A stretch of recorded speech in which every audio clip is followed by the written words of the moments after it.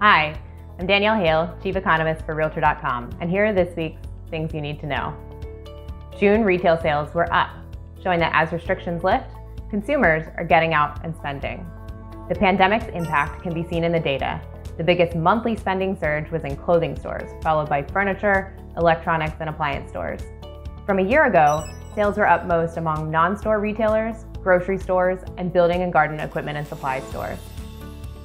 In the labor market, a much higher than normal number of workers continue to file initial claims for unemployment insurance. A small decline from last week is a sign of progress, but there's still a long way to go. In housing, homebuilder optimism rose in July, while June's construction numbers showed a continued gain. Record low mortgage rates, which finally slipped below 3%, will cut monthly mortgage costs for homebuyers in the market now, and likely draw in more buyers in the weeks ahead.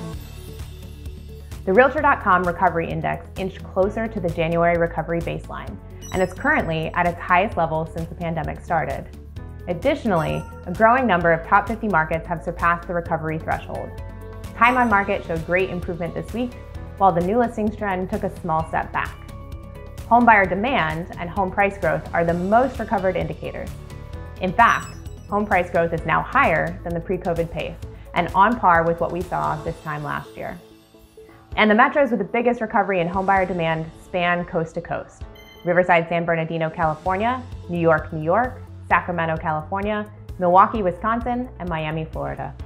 A roller coaster ride of optimism and pessimism is driving the economic outlook. Hopes of progress toward a vaccine can quickly be offset by concern about rising cases of COVID. Against this backdrop, the housing market has benefited from buyers seeking some stability against the uncertainty. My team and I will continue to track these developments and keep you up to date. Have a question about the economy or housing market you want answered? Ask away.